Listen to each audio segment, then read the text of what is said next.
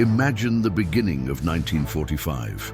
The air over the Pacific was thick with the smell of gunpowder and the exhaustion of years of brutal conflict. For Japan, the situation was desperate, a downward spiral that seemed endless. Islands that had once seemed impregnable were falling one by one to the Allies. Iwo Jima, Okinawa. Each name was an epitaph for thousands of young lives, American and Japanese alike. The tide of war had turned irreversibly, and the empire of the rising sun, once so proud and expansionist, now found itself cornered in its own backyard. But despite imminent defeat, Japanese resistance was almost unbelievable, bordering on fanaticism. It was not just a matter of honor, it was an entire culture that viewed surrender as the ultimate disgrace. Soldiers fought to the last man, often in suicidal attacks that defied military logic. Civilians were trained to defend themselves with bamboo and stones, ready to die for their country. This ferocity, this refusal to give in even in the face of the obvious, was what most frustrated and infuriated the Allies. Each island conquered was a bloodbath, a human and material cost that became unsustainable. It was against this backdrop of bloody stubbornness that the Allied leaders, sitting in war rooms thousands of miles apart, came to a grim but seemingly inescapable conclusion. If Japan would not surrender by brute force on the battlefield, then the war would have to be taken directly to its cities, to the heart of its people. The decision was made to intensify the bombing to a level never before seen. It was no longer about specific military targets. It was about breaking the will of an entire nation, forcing surrender at any cost, before the ground invasion of Japan became an even greater slaughter. The idea was clear: if they did not surrender, hell would be brought to their doorstep. And Tokyo, the vibrant capital, was about to become the epicenter of that fury. If you are interested in stories that challenge what you think you know about history and that keep you hooked from beginning to end, subscribe to the channel now so you don't miss the next chapters of this journey. To execute this brutal new strategy, the Allies needed a man up to the task, someone with the cool and determination to carry out a campaign of mass destruction. And they found him in a name that would become synonymous with strategic bombing: General Curtis LeMay. Imagine a man with a cigar in his mouth, a piercing gaze, and a reputation for ruthlessness. A brilliant strategist, but with a hardness that bordered on cruelty. LeMay was not a diplomat. He was an engineer of war, focused on results, not feelings. His appointment to command the 21st Strategic Bomber Command in the Pacific was no accident. LeMay had already demonstrated his effectiveness and his philosophy of total war in the skies over Europe, where his bombers had pulverized German cities. To him, war was not a gentleman's game. It was an effort to break the enemy, and that meant attacking not only his weapons factories, but also his ability to produce those weapons, and if necessary, his will to fight. He believed that the quickest way to end the war and save American lives was to inflict as much damage as possible on the enemy until he had no choice but to surrender. This philosophy, while shocking to some, was seen by many as a pragmatic necessity in a conflict where the enemy showed no signs of yielding. LeMay had no illusions about the morality of his actions. To him, they were simply the most efficient means to an end: victory. He was about to apply this doctrine in devastating fashion against Japan, and the first and most terrifying manifestation of his approach was underway. He did not come to negotiate, he came to destroy, and the next phase of the air war would be shaped by his ruthless vision. The story you are about to hear is a brutal reminder of the past. If you value profound and thought-provoking narratives, click the subscribe button and join our community. With the arrival of LeMay and his pragmatic and brutal mindset, the bombing strategy over Japan was about to undergo a radical transformation. Until then, airstrikes by the B-29s, the flying giants of the US Air Force, had focused on precision bombing. The idea was to hit aircraft factories, shipyards, oil refineries, the industrial targets that sustained the Japanese war machine. But there was a problem. Precision was difficult to achieve at high altitudes, especially in the high winds and unpredictable weather conditions over Japan. In addition, Japanese factories were often small and scattered, embedded in residential areas, making them difficult targets to isolate. The results for LeMay were unsatisfactory. Japan was not yet broken. It was then that LeMay, with his sharp and ruthless mind, looked at the architecture of Japanese cities and saw not just housing, but fuel. Most buildings in Japan, especially in densely populated urban areas, were made of wood, paper, and other highly flammable materials. They were giant matchboxes waiting for a spark. LeMay realized that trying to destroy individual factories was like trying to empty the ocean with a bucket.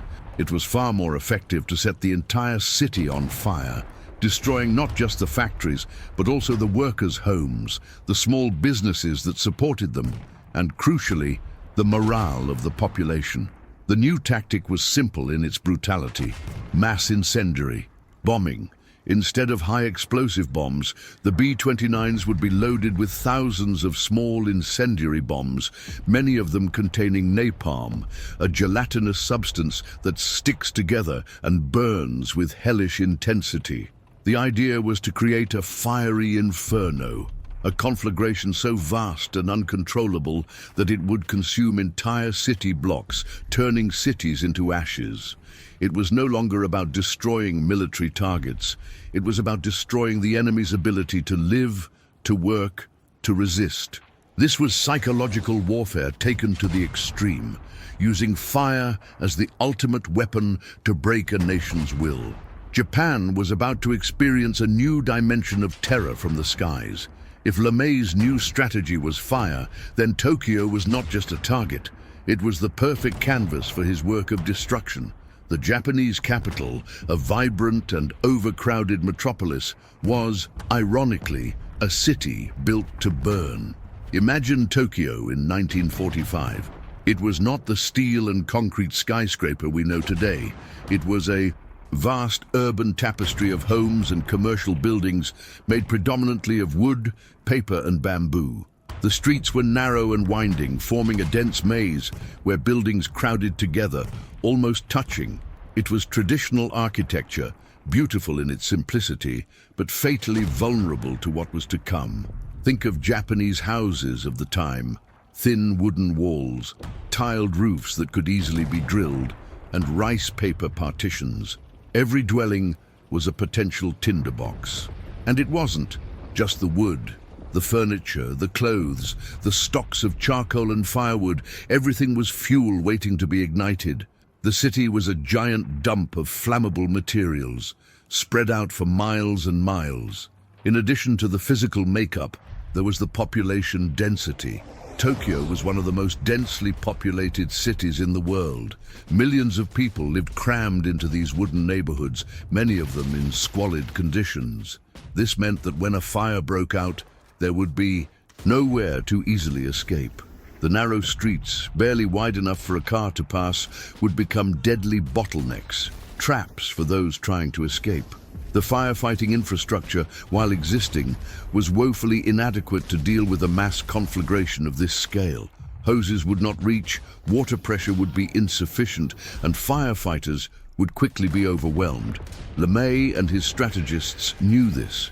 They studied maps of Tokyo with almost surgical precision, identifying the densest areas, the most flammable, the spots where fires would spread most quickly and cause the greatest number of casualties.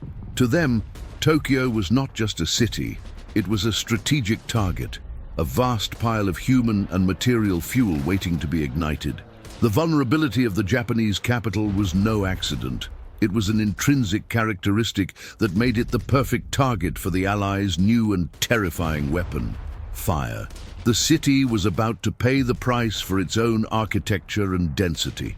With the target chosen and the tactics defined, the next step was execution. Operation Meetinghouse was no impulsive attack. It was a macabre masterpiece of military planning, a meticulous engineering to maximize destruction. The date was set, the night of March 9th to 10, 1945. The skies over Tokyo would be the stage for what would become the most destructive bombing raid in history, surpassing even the earlier atomic attacks in terms of area devastated and death toll in a single event.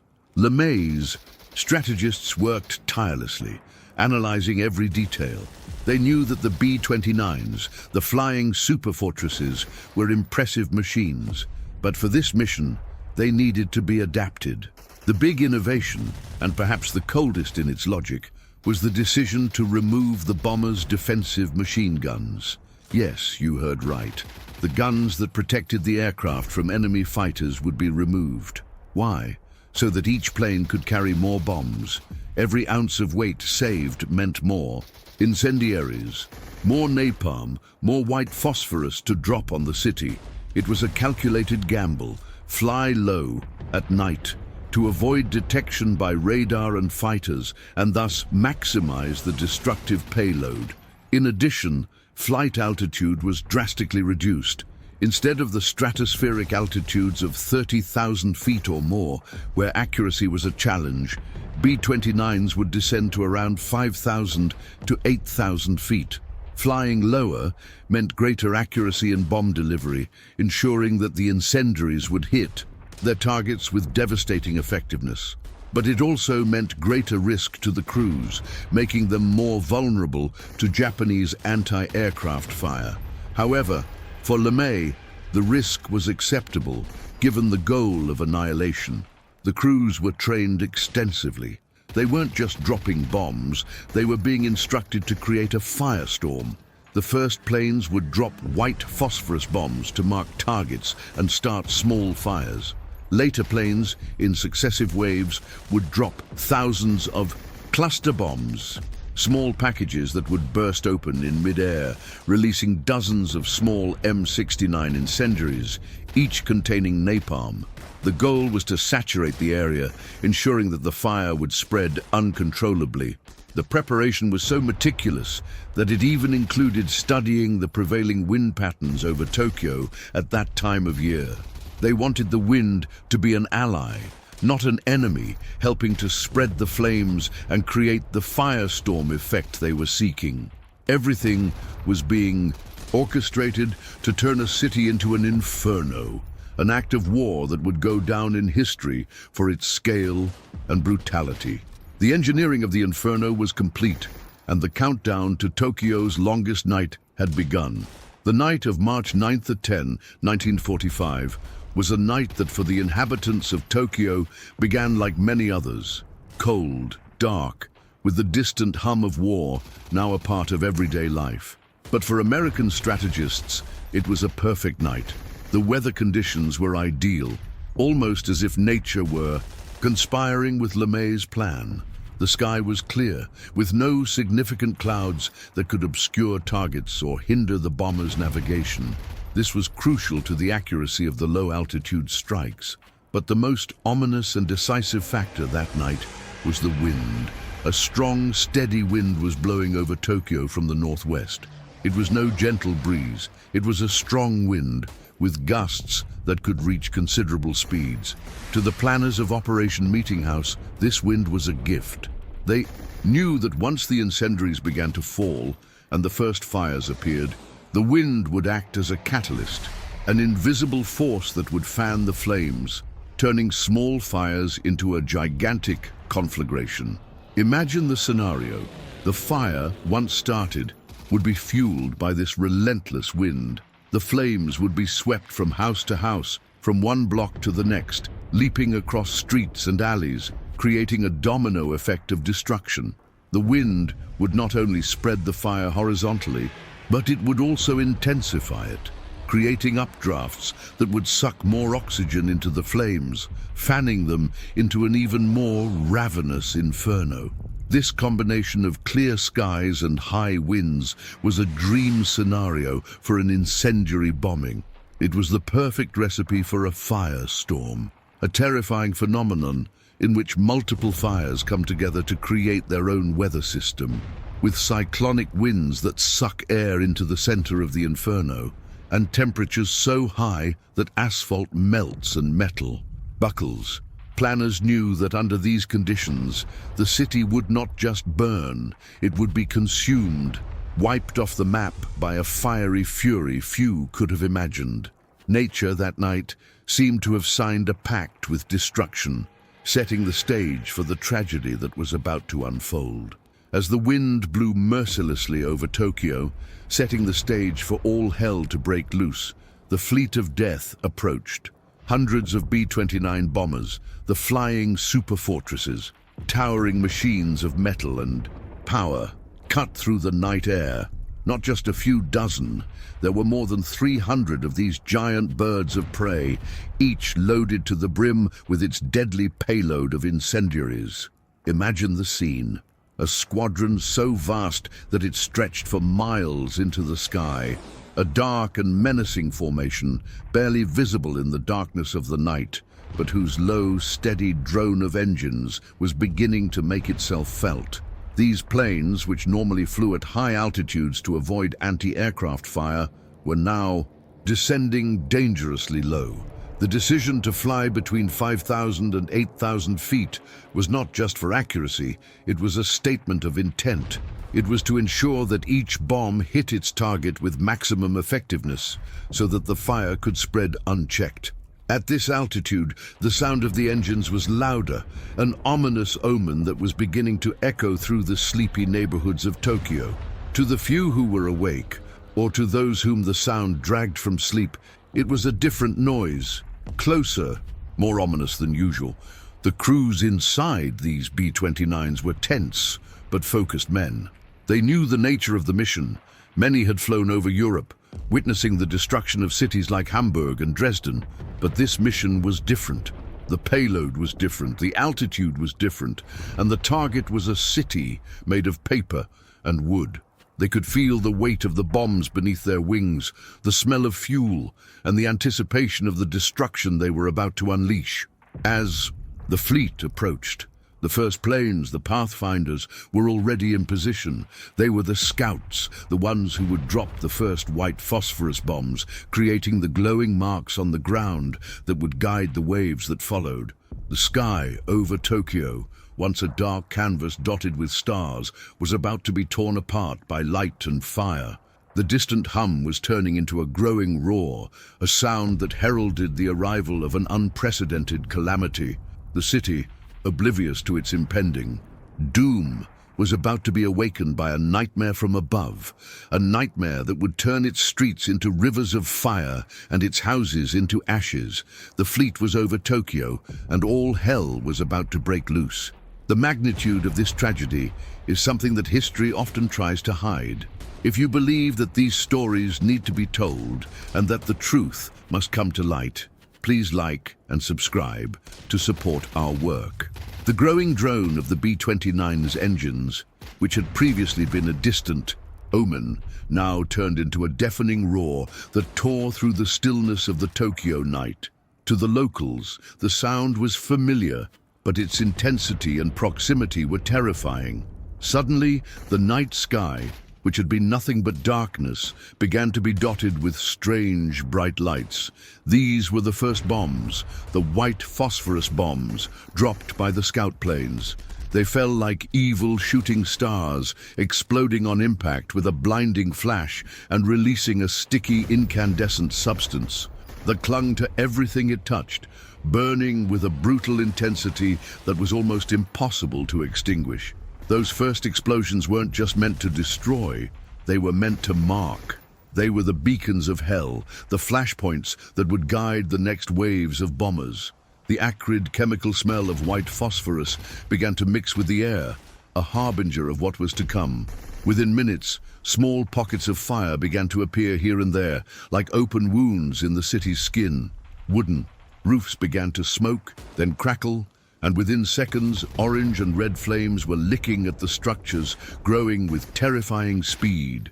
But the real terror began when the main waves of B-29s arrived. From their metal bellies, thousands of cluster bombs were released. Imagine small cylinders falling from the sky, which at a predetermined altitude would open, releasing a shower of dozens of small M69 incendiary bombs. Each of these M69s was a capsule of terror, containing napalm, a sticky, gelatinous substance that once ignited, burned with relentless ferocity, sticking to surfaces and people, turning them into human torches. The rain of fire was relentless. These were not isolated bombs. It was a torrent, a cascade of flames falling from the sky. The sound was indescribable. The hiss of falling bombs, the crackle of explosions, the furious crackle of burning wood, the screams of people. Within minutes, the small fires multiplied exponentially. Flames leaped from house to house, driven by the strong winds that LeMay had predicted. The narrow streets that had once been pathways now became corridors of fire, with the flames meeting in the middle, creating incandescent tunnels. The heat began to become unbearable. The air, once cool, was now an oven. People trying to escape their burning homes found themselves trapped in a maze of fire. The sky, once dark, was now lit with an intense red-orange glow, a reflection of the Inferno unfolding below. The smell of smoke, of burning wood, of charred flesh began to choke the city. Hell had reached Tokyo, and the first sparks had become an uncontrollable blaze, devouring everything in its path. The city was being ignited block by block, and the night was only just beginning. What began as multiple fires, spread by the rain of incendiaries, quickly transcended the mere sum of its parts. Driven by the relentless wind and the flammable density of the city, the fire began to behave like a living, hungry, uncontrollable entity. Within hours, the smaller fires had coalesced, not into one great blaze, but into something far more terrifying, a firestorm. Imagine this. When a large enough area burns with extreme intensity, the heat generated is so immense that it creates its own updraft. The hot air rises rapidly, forming a towering column of smoke and flames that can reach miles into the air. To fill the vacuum left by this rising air, cold air from the edges of the burning area is sucked into the center of the Inferno, creating cyclonic winds that can reach hurricane speeds, 60, 90, or even 120 miles per hour. These winds not only feed the flames with a constant supply of oxygen, but also spread them with unimaginable force, carrying embers and burning debris hundreds of feet away, starting new fires in areas that have not yet been affected. Within this firestorm, the temperature was unimaginable. The asphalt of the streets melted and boiled, turning into rivers of incandescent tar. Metal, twisted and liquefied. The water in the nearby canals and rivers, where many had tried to flee, began to boil, creating clouds of scalding steam that mixed with the toxic smoke. Oxygen was rapidly consumed by the ravenous flames, turning the breathable air into a lethal mixture of carbon monoxide and superheated gases. People who were not directly consumed by the fire died of asphyxiation, their lungs burned by the unbreathable air. The sound was a continuous roar, a hellish symphony of crackling, popping, exploding gas canisters, and collapsing buildings. Above it all was the howling of the wind, a wind that brought no relief, but more heat and more destruction. The sky over Tokyo was no longer a sky, it was a dome of fire, a blazing dome that radiated heat for miles. B-29 pilots flying thousands of feet above reported feeling intense heat and the smell of burning flesh rising up into their cockpits. Some described the sight as a bubbling cauldron of fire, others as an ocean of flames. The streets became death traps. Those who tried to run were knocked down by the raging winds or stumbled over burning bodies and debris. Wooden bridges caught fire, isolating entire neighborhoods. Air raid shelters, many of them made of materials unsuitable for withstanding such heat, were turned into crematoria, sealing the fate of thousands who sought refuge. The firestorm was not just a fire, it was a cataclysm, an apocalyptic event that transformed one of the world's greatest cities into an indescribable hell, a brutal testament to human capacity for mass destruction. The night of March 9th to 10, 1945 was becoming, with every passing minute, the longest and most terrifying night in Tokyo's history. Are you feeling the weight of this story? If this narrative touched you and made you think, just imagine what's to come. Sign up now and activate the bell so you don't miss any of our upcoming historical investigations. Within that blazing inferno, human life became a spectacle of despair and unspeakable horror, a primal and futile struggle against an omnipresent enemy. Millions of people, torn from their dreams by the deafening explosion of bombs and the acrid metallic smell of smoke, were thrown into unimaginable chaos. The first reaction, visceral and instinctive, was to flee. But where to run when the very ground beneath their feet seemed to liquefy in flames? The streets, once the pulsating veins of the city, were now corridors of fire, incandescent. Tunnels where the air was so hot it burned the nostrils and throat with every breath. They were blocked by burning debris, by roofs that collapsed with a terrifying crash, and, most horribly, by charred bodies that piled up, silent testimonies to the relentless speed of death. The air was thick with oily black smoke, laden with soot and incandescent particles that blinded the eyes, choked the lungs, and permeated everything with the nauseating smell of burning wood and, worse still, of charred flesh.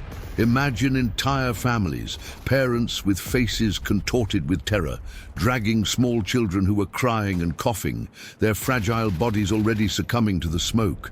Elderly people with their legs trembling, staggered, many falling and being trampled in the desperate race. There was no time for pity, for help. Each one was fighting for his own life, in a race against time and against the flames that pursued them. Many, in their desperation, tried to carry their few belongings, a photo album, an object of sentimental value, but soon abandoned them, realizing the futility of any possession in the face of imminent death. The priority was only one: to breathe, to move, to survive at any cost. But the firestorm was relentless. The flames advanced at a terrifying speed, faster than any human being could run, driven by the furious winds that swept through the city.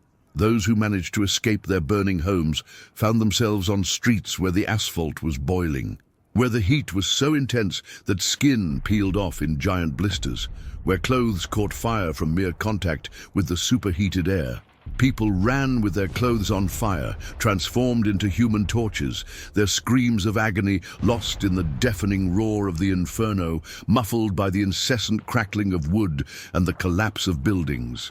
The cyclonic winds generated by the conflagration were a brutal and merciless force. They knocked people off their feet, hurling incandescent debris, burning pieces of wood, blazing roof tiles that became deadly projectiles. Many were simply swept into the fire with no chance of escape, their bodies disappearing in seconds. Others, exhausted, their lungs burning and their hope drained, fell to the ground, where they were quickly consumed by the flames or suffocated by the toxic smoke, their last breaths stolen by carbon monoxide. There was no distinction of age, gender, or social status. Children, women, men, the elderly, all fell, victim to the fire's fury. Mothers tried to shield their children with their own bodies, embracing them in a last act of love, only to be incinerated together. Bodies piled up in the streets, in the entrances of buildings, wherever the hope of refuge turned into a death trap. The sight was that of a living nightmare, thousands of silhouettes running against a backdrop of gigantic flames, their faces contorted in terror, their screams muffled by the roar of destruction. Nighttime Tokyo became a stage for the most primitive of struggles, the futile fight for survival against an invisible and omnipresent enemy, fire. After a horror like this, it's easy to understand why some stories are forgotten. But we believe they need to be remembered. If you agree, subscribe to the channel and be part of this mission to rescue memory. Amid the indescribable chaos and suffocating heat of the firestorm, Water, which in normal times would be a source of life and relief, became a death trap for thousands of desperate Tokyoites. The city, crisscrossed by a network of rivers and canals, offered a false promise of refuge. For many, the logic was simple. Fire cannot burn in water. Running to the river, diving into the current would be salvation. But the reality that night proved to be infinitely more cruel. Thousands of people, their clothes on fire or their bodies already burned, staggered toward the Sumida River, the Arakawa River, and the countless smaller canals that snaked through the city. The sight was one of desperate exodus, a mass of people crawling toward what they believed was their only chance of escape from the Inferno. They threw themselves into the water, seeking relief from their burning skin and protection from the flames licking at the banks. However, the magnitude of the conflagration was so great that even the water was unsafe. The heat radiated by the firestorm was so intense that the water temperature in the rivers and canals began to rise precipitously. Before long, the surface of the water was boiling, turning the rivers into gigantic cauldrons. Those who threw themselves into the boiling water were scalded alive, their bodies slowly cooking. The thick, scalding steam rising from the boiling water mixed with the smoke, creating a suffocating fog that made breathing even more difficult. In addition to the heat, there was the issue of oxygen. The firestorm was depleting the atmosphere of oxygen at an alarming rate. Even underwater, the lack of oxygen in the air above the surface meant that when people surfaced to breathe, they inhaled toxic thin air, leading to asphyxiation. Many drowned, not just from exhaustion or injuries, but from the inability to breathe fresh air. Bodies piled up on the banks and floated in the water, forming macabre islands of human flesh. Bridges across the rivers, many of them wooden, caught fire and collapsed, blocking passage and trapping even more people on the banks, where they were consumed by flames or crushed by debris. The riverbanks, which should have been a safe haven, became mass graves, piles of charred and water-blown bodies, a silent testament to the false hope that the water offered. The scene was one of unimaginable horror, people struggling in the boiling water, others drowning in the smoke, and many simply giving up, their bodies floating lifeless in the current, while the fire continued to rage around them. The rivers and canals of Tokyo, which for centuries had been the city's vital arteries, were transformed that night into rivers of death, silent witnesses to an unprecedented tragedy, to a desert of ashes, nightmares, and sepulchral silence. When the sun, with its pale, indifferent light, finally began to peek over the horizon, it brought with it not the promise of a new day, but rather the brutal revelation of a hellish landscape. The sky, tinged with sickly shades of leaden grey, burnt orange, and a dark, dull red, seemed to weep over the desolation that stretched.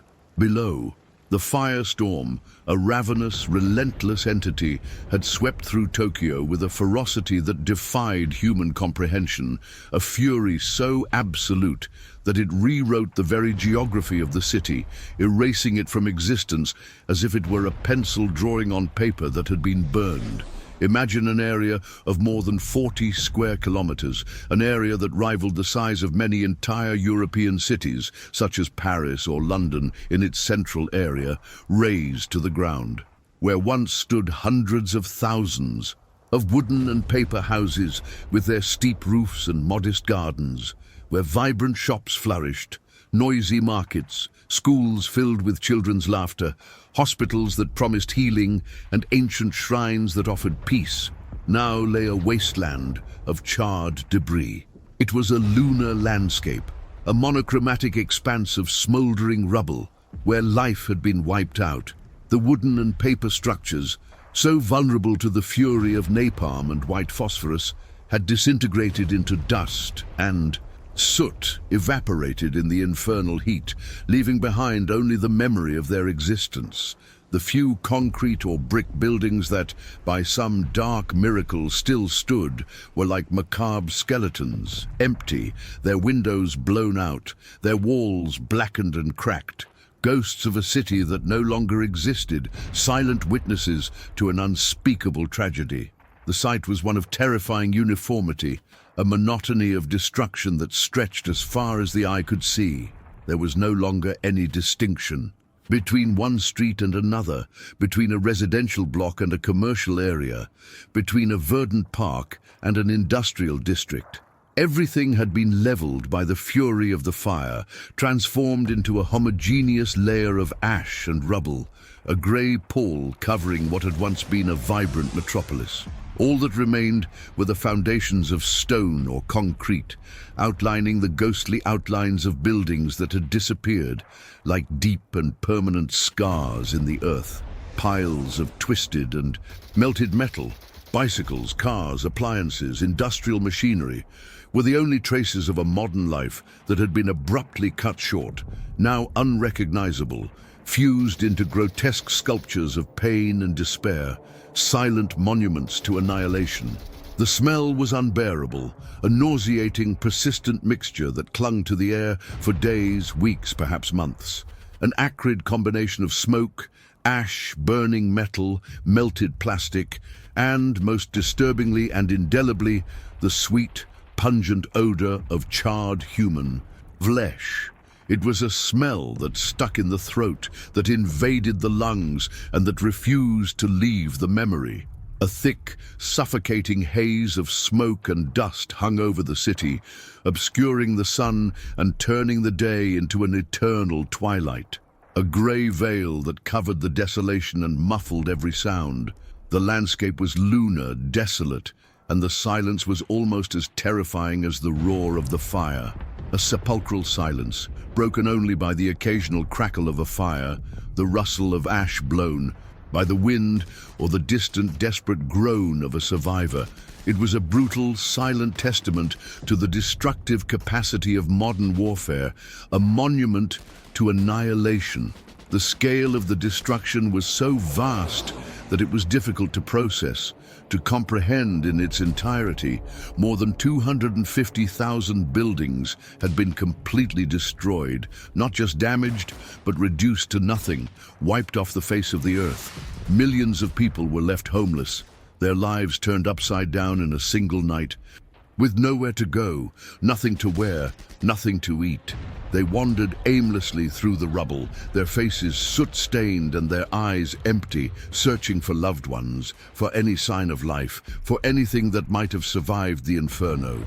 Tokyo, the vibrant capital of an empire, had been transformed into a sea of rubble and ash, a nightmare come to life, and a grim and eternal reminder of the price of total war. An event that would be seared into the soul of the nation. When the first, timid light of dawn tried to break through the darkness, what was revealed was not the promise of a new day, but rather the realization of a nightmare. The sun, once a symbol of life and hope, now seemed a pale and distant disk, struggling to penetrate the dense shroud of smoke and soot that covered Tokyo. The vision was of a world transformed, unrecognizable, a scene straight out of the darkest prophecies. For the few survivors who emerged from the rubble, from makeshift shelters, or who had managed to escape to the riverbanks, the landscape was one of indescribable horror. Where once there had been a bustling metropolis, now stretched a grey, smouldering wasteland. The horizon was a blur of thick black smoke that rose into the sky, forming a gigantic column that could be seen hundreds of miles away. This smoke was not just the remnants of the fire. It was the city itself, its homes, its possessions, its dead, rising in a colossal funeral pyre. The air was heavy, almost palpable, with a sickening mix of smells. The smell of smoke was omnipresent, but mixed with it was the acrid smell of burning metal, of melted rubber, of chemicals, and, most disturbing of all, the sweet, pungent smell of charred human flesh. It was a smell that clung to the nostrils, that invaded the lungs, that refused to leave the memory, a constant reminder of the tragedy that had befallen the city. The ground beneath their feet was a thick layer of ash, debris, and rubble. Each step kicked up clouds of dust and soot, which clung to clothing, skin, and hair, transforming the survivors into ghostly figures, grey and dusty. The silence was almost as terrifying as the roar of the fire the night before. A deathly silence, broken only by the occasional crackle of still smouldering embers, the rustle of ash blown by the wind, or the distant, desperate moan of a wounded survivor crying out for help that might never come. The water, which should have been a refuge, was now a mirror of destruction. The rivers and canals were filled with bloated and charred bodies, floating lifeless, a macabre testament to the false hope the water offered. The banks were littered with piles of bodies, some unrecognizable, others in desperate positions, frozen in the final moments of their agony. For the few who had the strength to look up, the sky offered no solace. It was a ceiling of smoke, a grey veil that obscured the sun and turned the day into an eternal twilight. What light did penetrate was dim and diffuse, creating long, distorted shadows that danced across the landscape of ruins. It was a world where hope seemed to have been consumed along with the city, a scene of desolation that would forever be etched in the memories of those who survived the night that Tokyo burned. Overwhelming human catastrophe and the silence of numbers. As the thick, fetid smoke slowly began to clear over what was left of Tokyo, and the pale light of day revealed the extent of the devastation, the toll of the tragedy of March 9th at 10, 1945, emerged as a cold statistic, but one that concealed a human catastrophe of almost unimaginable proportions. The numbers themselves are stark and distant, but behind each figure was a life brutally cut short, a family shattered forever, a future stolen by the fury of fire. It is estimated that between 80,000 and 100,000 people died in a single night. To put this figure into shocking perspective, this death toll in just a few hours is greater than the combined immediate casualties of the atomic attacks on Hiroshima and Nagasaki, which would come months later. The speed and intensity of the fire were so brutal that many bodies were simply vaporized, reduced to ash and soot, or fused with the melted asphalt, making accurate counting an impossible task. A macabre challenge for rescue teams. Survivors and the few rescuers who dared to enter the worst-hit areas found piles of charred bodies, some so unrecognizable that it was impossible to tell whether they were men, women, or children. Many died of asphyxiation from the toxic smoke and carbon monoxide, their lungs burned from the inside.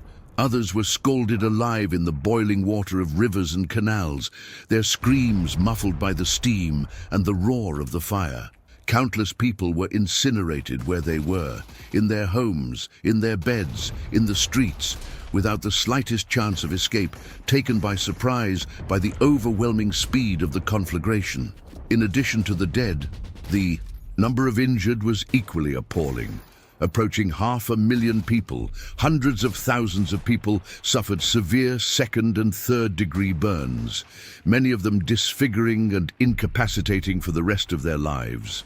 Skin hung in strips, muscles were exposed, eyes were swollen and blinded by smoke and heat.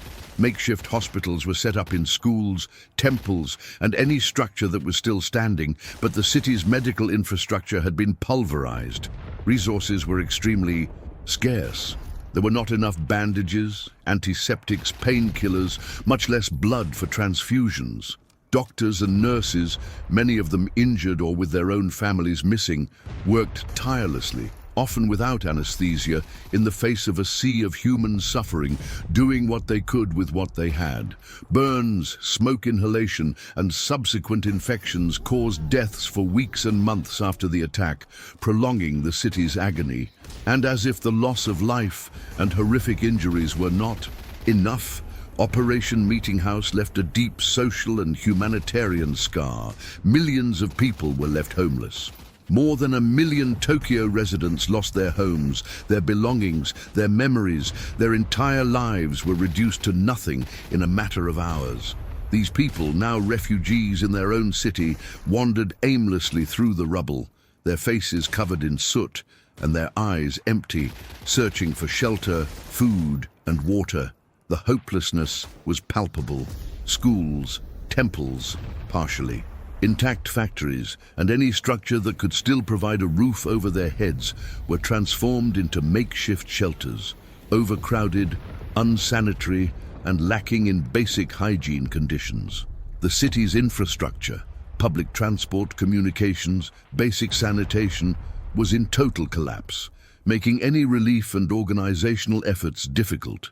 The scale of the humanitarian catastrophe was so overwhelming that for a long time, the firebombing of Tokyo was downplayed and even forgotten in the historical narrative of the Second World War, overshadowed by the subsequent atomic attacks that by their singular nature captured the global imagination.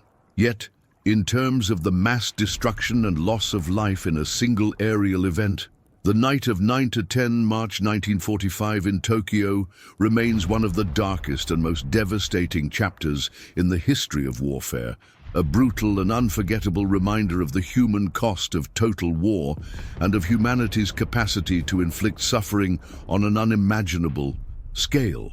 After the night of March 9–10, 1945, Tokyo was a city in ruins, a monument to devastation that defied human comprehension.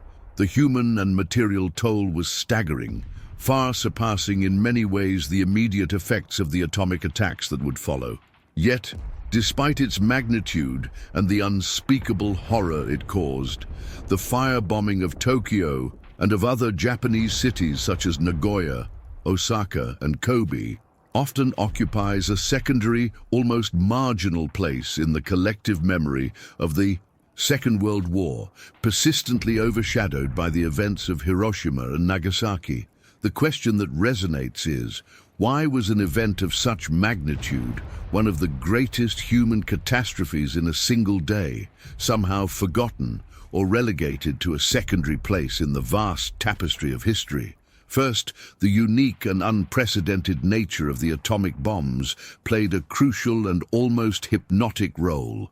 Hiroshima and Nagasaki were not just cities destroyed, they represented the dawn of a terrifying new era in warfare, the introduction of a weapon of mass destruction with apocalyptic power previously unimaginable.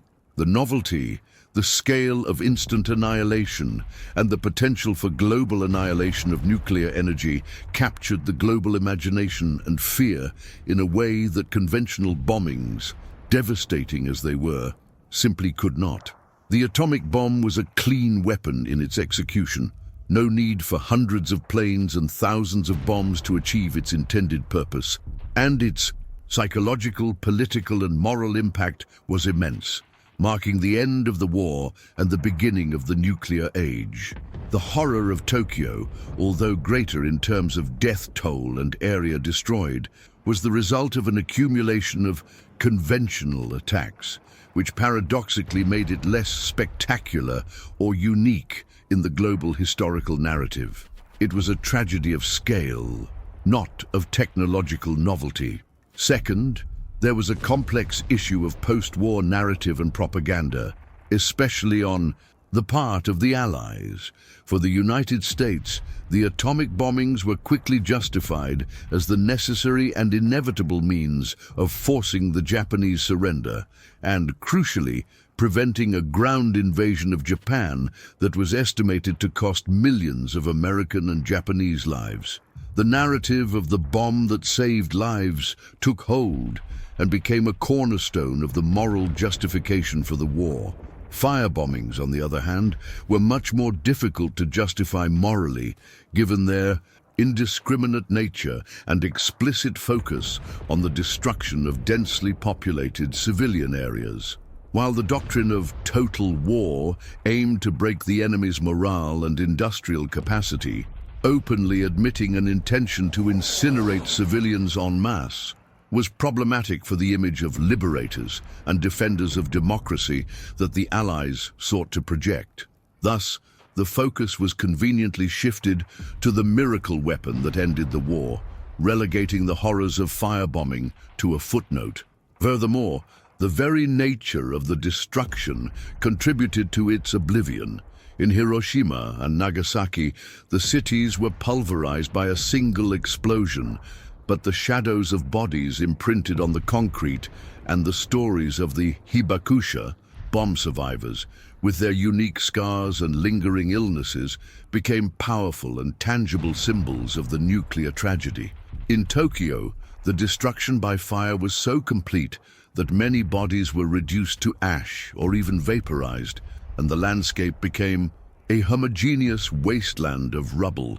The lack of visual symbols, as striking and distinctive as those of Hiroshima and Nagasaki, may have contributed to the Tokyo tragedy not being as strongly etched into the global consciousness.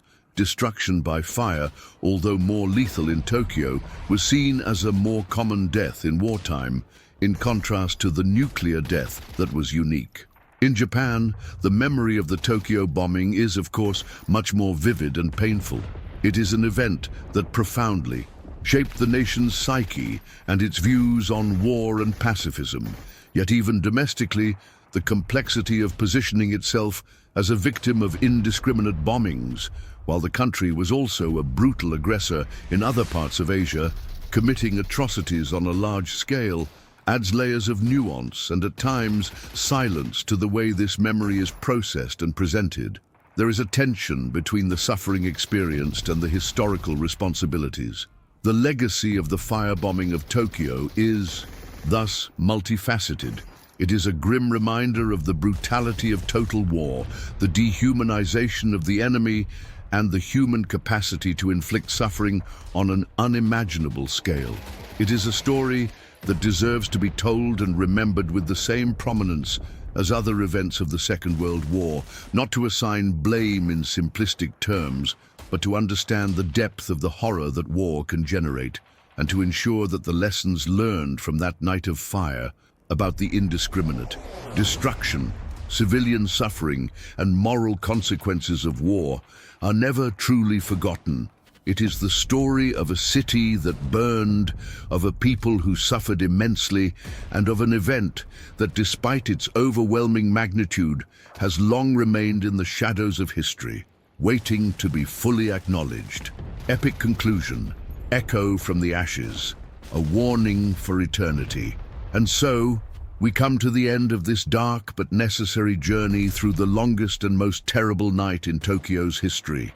What we have witnessed was not just a military event, but a human catastrophe of biblical proportions, an earthly hell orchestrated by the heavens.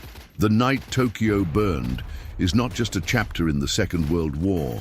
It is a silenced scream, a lingering echo from the ashes that refuses to be completely forgotten, a warning burned into the tapestry of human history.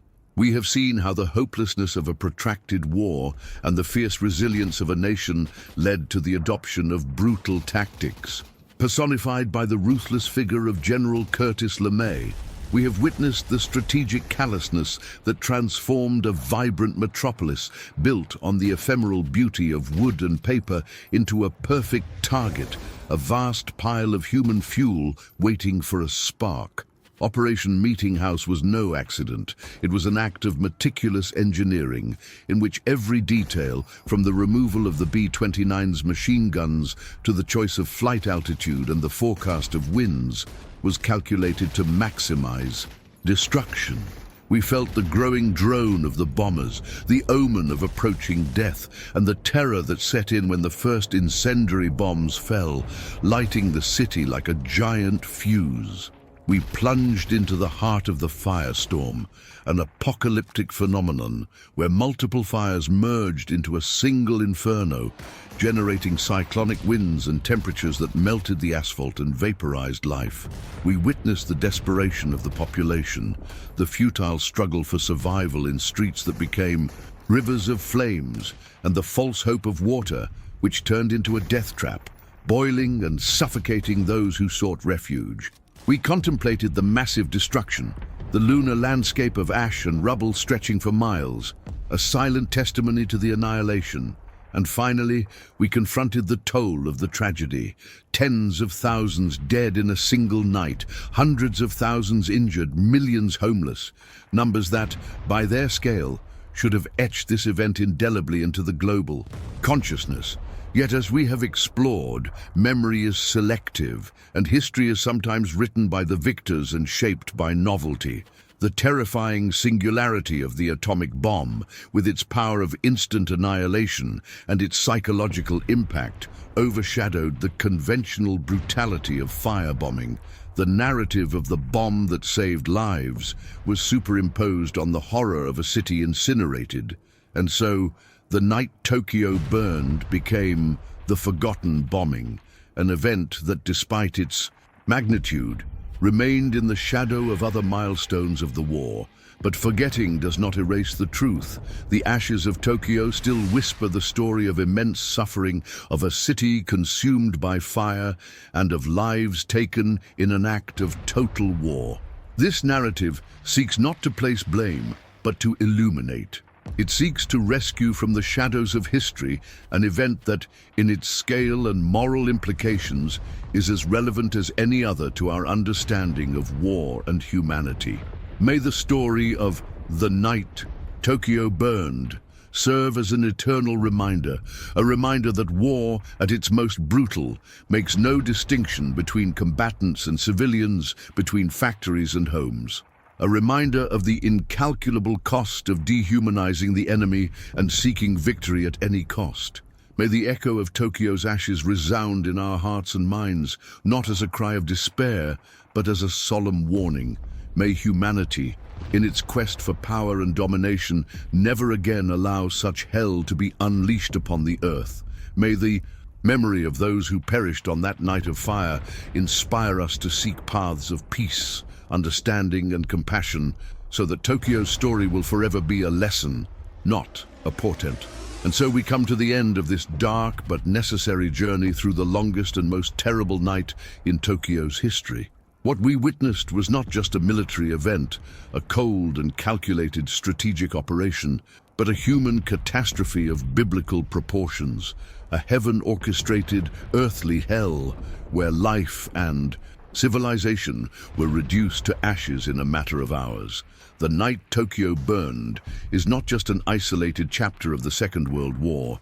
It is a silenced cry, a persistent echo from the ashes that refuses to be completely forgotten, a warning burned into the tapestry of human history, a poignant reminder of the fragility of existence and the destructive capacity of man. We have seen how the hopelessness of a protracted war, the exhaustion of years of conflict, and the fierce, almost fanatical, resistance of a nation led to the adoption of brutal tactics, personified in the implacable figure of General Curtis LeMay.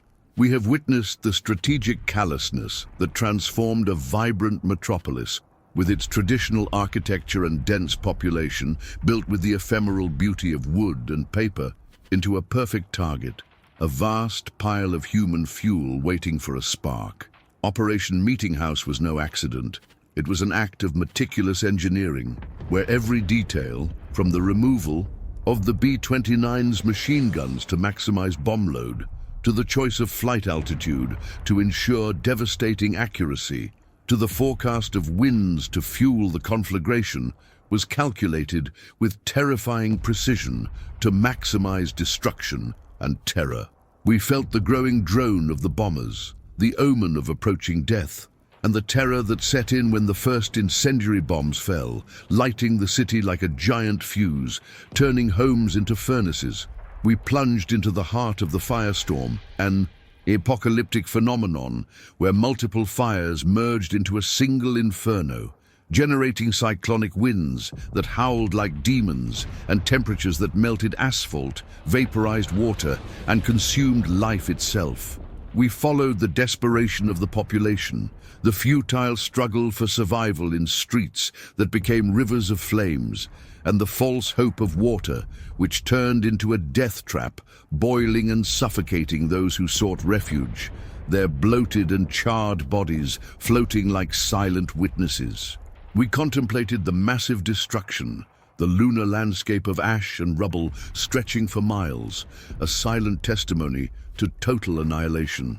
And finally, we confronted the toll of the tragedy, tens of thousands dead in a single night, hundreds of thousands injured with indelible burns, millions homeless, numbers that, by their scale, should have indelibly etched this event into the global consciousness, alongside the greatest catastrophes in history. Yet, as we have explored, memory is selective, and history is sometimes written by the victors and shaped by novelty and media impact. The terrifying singularity of the atomic bomb, with its power of instant annihilation and its unprecedented psychological impact, overshadowed the conventional brutality of firebombing. The narrative of the bomb that saved lives overrode the horror of an entire city incinerated, and the simplicity of a single cataclysmic event became easier to assimilate than the complexity of a sustained campaign of destruction. And so, the night Tokyo burned became the forgotten bombing, an event that, despite its overwhelming magnitude, remained in the shadows of other milestones of the war, an uncomfortable silence in the historical narrative. But forgetting does not erase the truth. The ashes of Tokyo still whisper the story of immense suffering, of a city consumed by fire, and of lives taken in an act of total war. This narrative seeks not to assign blame in a simplistic way, nor to revive old wounds in revenge, but to illuminate. It seeks to rescue from the shadows of history an event that, in its scale, its moral implications, and its lasting impact, is as relevant as any other to our understanding of war, the human condition, and the choices we make in times of conflict. May the story of the night Tokyo burned serve as an eternal reminder. A reminder that war, at its most brutal and inhumane, makes no distinction between combatants and civilians, between factories and homes, between soldiers and children. A reminder of the incalculable cost of dehumanizing the enemy and seeking victory at any cost, where the line between military necessity and barbarity becomes dangerously thin. May the echo of Tokyo's ashes resound in our hearts and minds, not as a cry of sterile despair, but as a solemn warning and a moral imperative that humanity, in its quest for power and domination, must never again allow such an inferno to be unleashed upon the earth. May the memory of those who perished on that night of fire inspire us to seek relentlessly for paths of peace, understanding, empathy and compassion, so that the story of Tokyo will forever be a lesson learned, a beacon against the darkness, and not a harbinger of future catastrophes. May oblivion not be the tomb of truth, but may memory be the guardian of our humanity.